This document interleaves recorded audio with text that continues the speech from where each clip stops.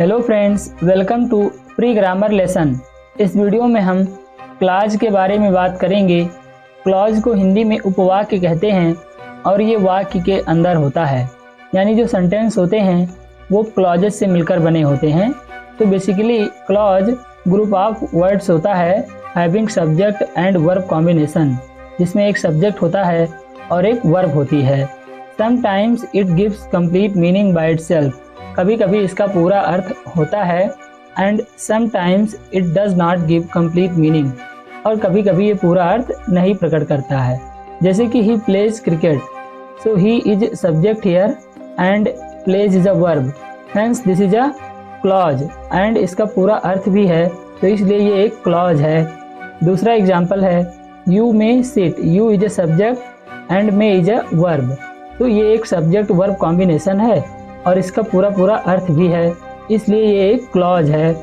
C is a subject and sings is verb here, she sings a song, वो एक गाना गाती है।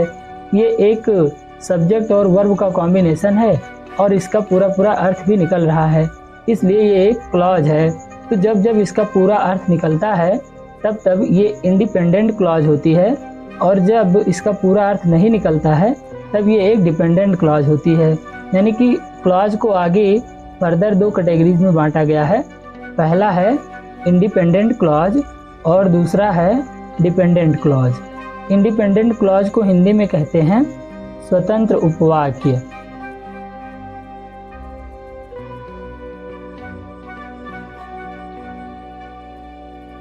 और डिपेंडेंट क्लॉज को हिंदी में कहते हैं आश्रित उपवाक्य।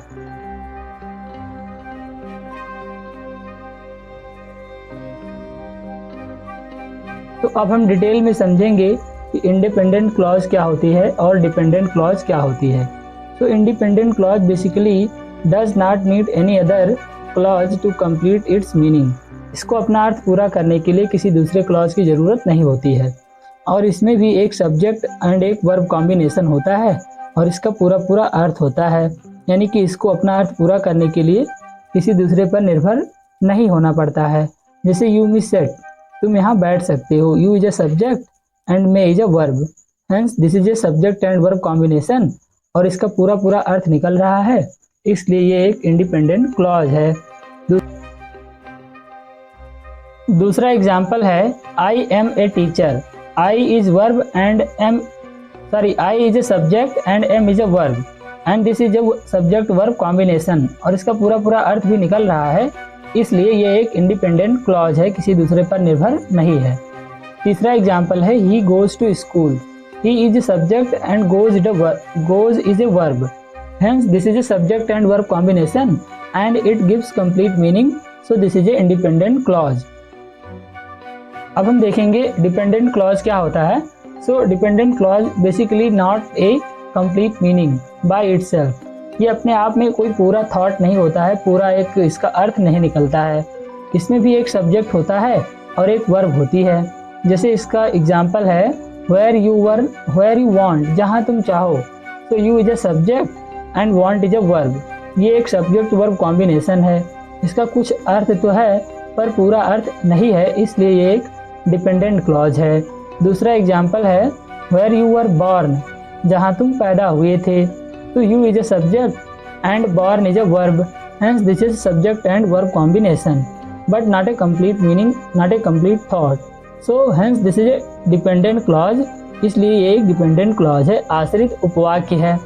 अगला एग्जाम्पल है if he comes, he is a subject and comes is a verb, and hence this is a subject verb combination, so this is a dependent clause, क्योंकि इसका पूरा अर्थ नहीं निकल रहा है। इसका मतलब हुआ यदि वो आता है, तो यदि वो आता है कि आगे इसका अर्थ अधूरा है, इसलिए इसको हम कहेंगे डिपेंडेंट क्लॉज। और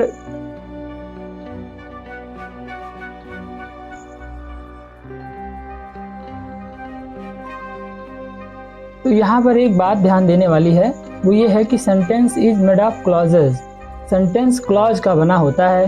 every sentence has a clause, her sentence में एक क्लॉज होता है, but every clause is not a sentence, लेकिन हर सेंटेंस एक क्लॉज नहीं होता है। कहने का मतलब ये है कि सेंटेंस के अंदर क्लॉज होते हैं क्लॉज के अंदर सेंटेंस नहीं होता है। तो ये एक इंट्रो वीडियो थी हमारी क्लॉज के बारे में। इसका डिटेल वीडियो डिपेंडेंट क्लॉज के बारे में हम अगली वीडियो में डिस्कस करेंगे। डिपेंडेंट क्लॉज आगे चलकर 3 प्रकार का होता है, नाउन क्लॉज, एडजेक्टिव क्लॉज और एडवर्ब क्लॉज, जो हम अपनी अगली वीडियो में इसको डिस्कस करेंगे। So thank you for watching. If are new in our channel, so subscribe our channel for more videos. Thank you for watching.